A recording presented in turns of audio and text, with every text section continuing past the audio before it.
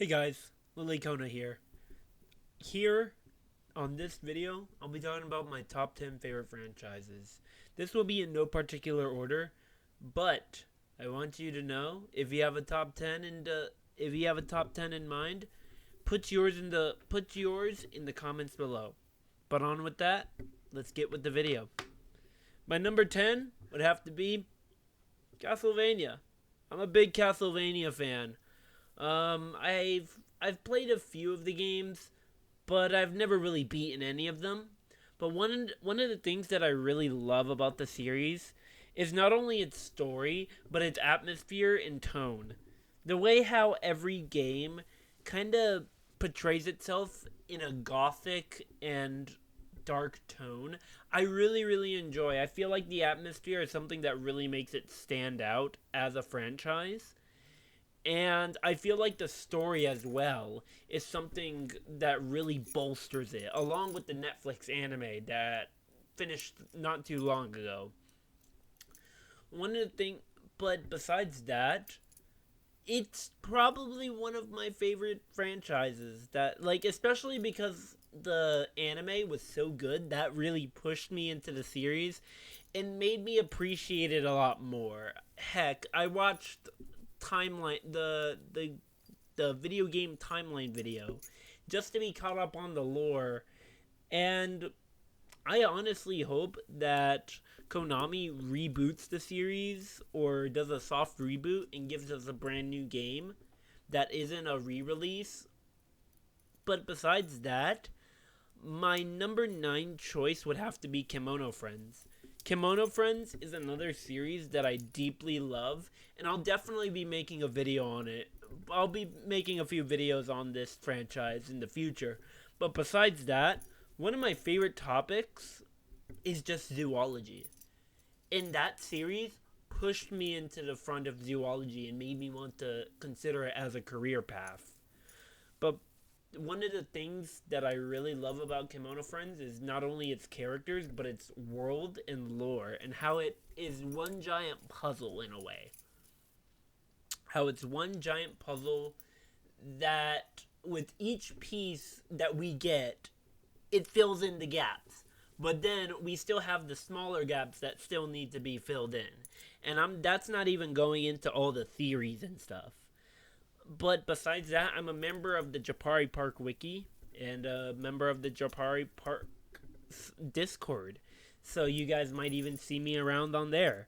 But besides that, it's a beloved multimedia project that I feel like pushed a lot of people into the zoology field. And my favorite friend would have to be either Serval or Kaban or there's just too many friends to even think. But I would have to say maybe like Macaw. I really like Macaw. My number 8 choice would have to be that of, drum roll, Star Wars. Star Wars is another franchise that I really enjoy. Ever since I was a child, one of my biggest dreams was just to be in a Star Wars film. Whether it be like a background character or a leading part, I just love Star Wars. Its massive world that George Lucas created is something that I feel like really can test the stand of time, or test the stand of time. And I feel like the thing about Star Wars that encapsulates not only me, but everyone else, is the generational story of fathers and sons. Like, that is a very powerful and very captivating storyline to tell. And not only that, but it's filled with enough depth and nuance that I feel like even the more hardcore film critics enjoy it as well. As simple as it is, with it being the story of good and evil. My next one would have to be Shin Megami Tensei. The Shin Megami Tensei series is truly something special. Not only was it the first monster catching series out on the market, but it also was my first foray into different religions, folklore, besides the standard Judo Christianity. One of the things that I feel like makes Shin Megami Tensei stand out as a series is its philosophical plot points slash ideals that are all presented in different characters, like law, neutral, chaos, dark, light. I really like the nuance in each and every character that's in the franchise. Like Flynn from Shin Megami Tensei 4. I really like Flynn and Walter and Jonathan. But besides that, the Shin Megami Tensei series is basically just a nihilistic commentary on the human race and how we're destined to repeat the endless cycle of life and death. I'll be going more into this with my Shin Megami Tensei review, or my Shin Megami Tensei 5 review in the future. But besides that, let's move on to number 6. Number 6 is JoJo's Bizarre Adventure. I'm a pretty big fan of JoJo's. I have the Diamond is Unbreakable plush here. And Shining Diamond is one of my favorite stands. It's one of my favorite stands. If I had it, I would either between that and Golden Wind Requiem or Shining Diamond, because I feel like those stands are pretty cool. But besides the stand gushing, I feel like one of the things that makes JoJo such a powerful series is not only Araki's art, but also, just like Star Wars, it being a generational story.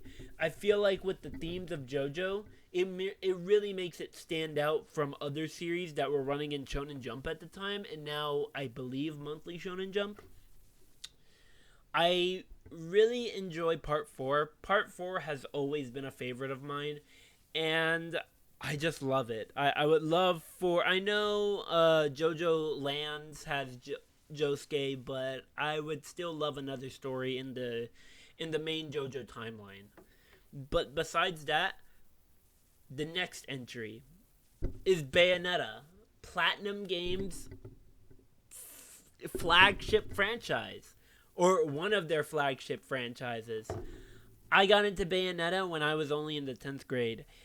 And how I got into it was simply through the marketing that I saw on the Game Awards. They showed off, hey, Bayonetta 3 is coming soon, but hey, guess what? Bayonetta 1 and 2 are coming out for Nintendo Switch. And that was like one of the first ever things I was super hyped for, because I remember staying home that day simply to go pick up a copy later that night to play it on the weekend.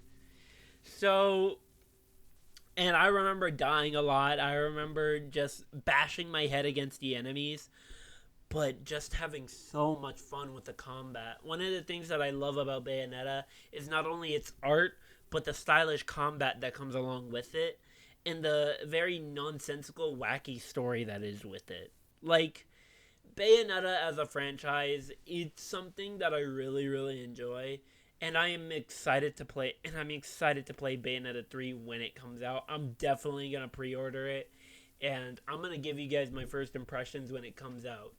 I'm gonna hold you guys to that. The next entry is Hunter x Hunter. Now, Hunter x Hunter, I actually started quite recently. In 2021, I started it, I believe, in summer, when we were all in the summer season. I had started it on a whim, but I had like previous experience with the series. I had actually watched the first episode on Toonami, and I remember seeing ads for the Hunter exams on the Toonami block when it would air on like the recordings I had for One Piece, when I was trying to catch up to One Piece on Toonami. But besides that, one of the things that I love about Hunter x Hunter is the magic system. The magic system is something that I really, really love. It being a very nuanced and complex system that I feel like gives a lot of lenience to whatever the character may like have. Like if they have fire powers, they may be an aura type or like an emitter. So like they can only learn like X amount of each class, but they can still kind of dip their toes into those classes, but they're stuck at the main class they were born with. I just love that.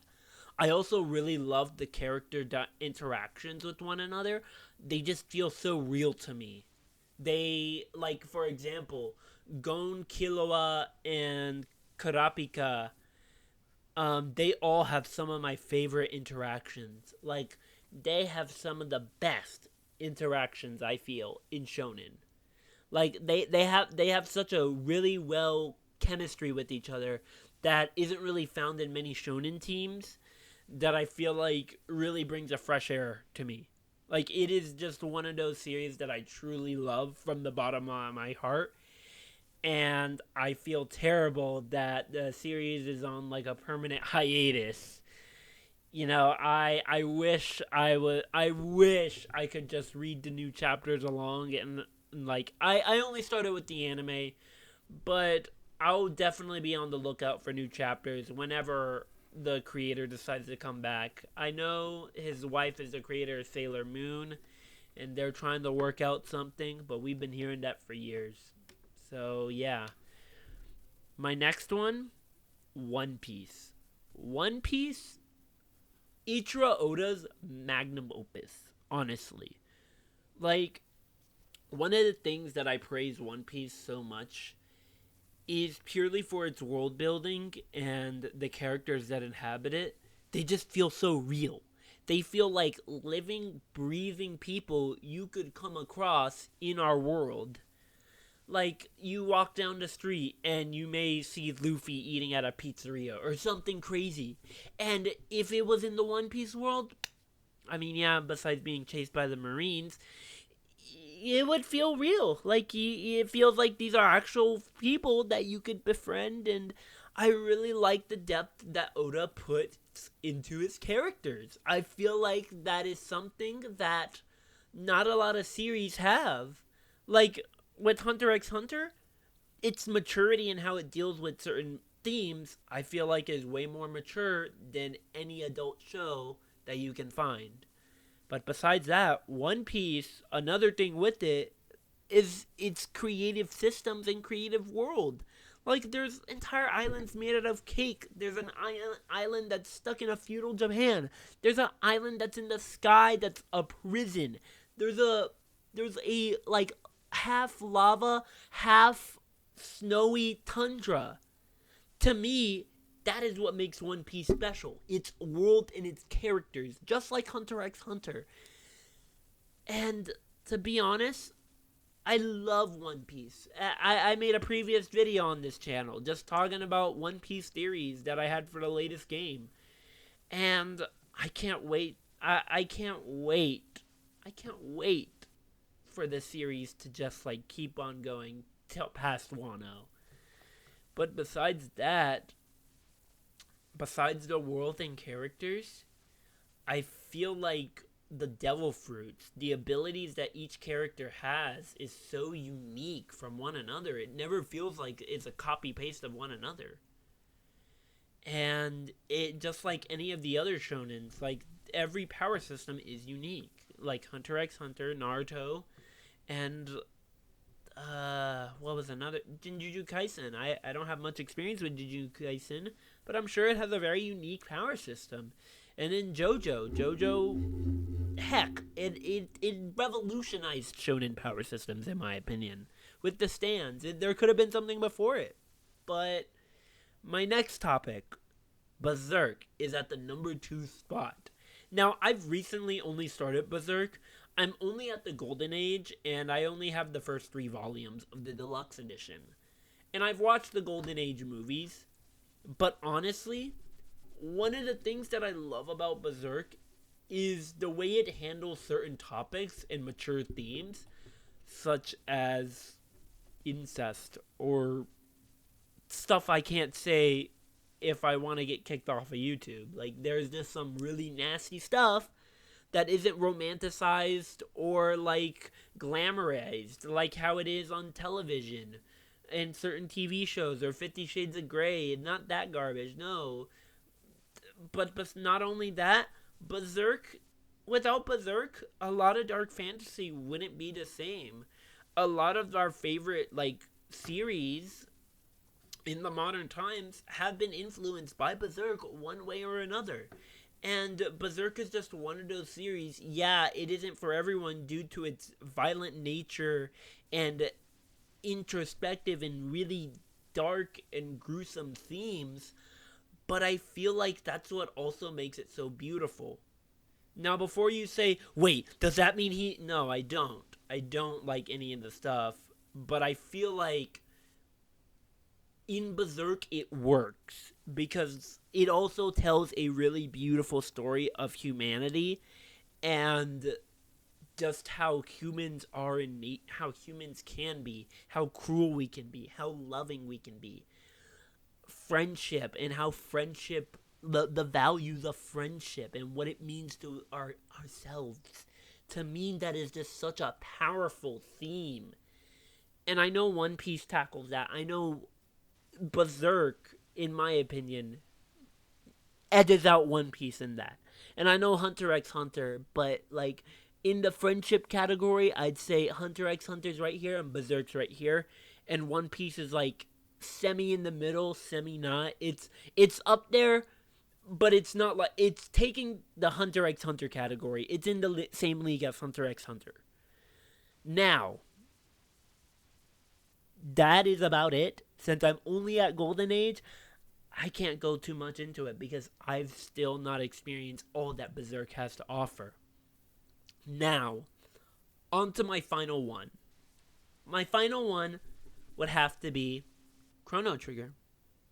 Now, I know it is an SNES game. It is a JRPG SNES game. And honestly, that game changed my life. Like, it is one of those games that I thank my brother. Because my brother showed me the game when he had it on PSP. I thank him for playing that. Because that game, it just touched me. It spoke to me. I thought it's not only its concepts of time travel being the coolest thing ever, but also the characters. Like, the characters are so lovable and, like, Toriyama's art, it just really brings a lot of those characters to life. The world and how like you see its evolution and de-evolution when you go back in time and forward in time. How like cities erupt from the ground and like civilizations crumble and fall. It's such a wonderful game with multiple endings that honestly, it's a masterpiece. It is a genuine masterpiece, and I really do hope that with the Chrono Cross re-release that we get, that this really sparks some interest in the original, and we get a 2D HD of this game, because I feel like this game has aged like wine. It has aged like wine. And I haven't played Chrono Cross, I know, but I'm looking forward to play it when it comes out on Switch, because that's my only also PC. I'll also probably get it on PC as well. But I remember watching that Nintendo Direct and just tearing up that Chrono Cross was coming to a modern console that I have access to. I was just bawling my eyes. Like, I was just so excited for Chrono Cross to make its return. And I am so happy that it's getting a new release. But besides that, that's about it. That's all I wanted to say. These are my top 10 favorite franchises of all time. I'll see you guys later. See ya.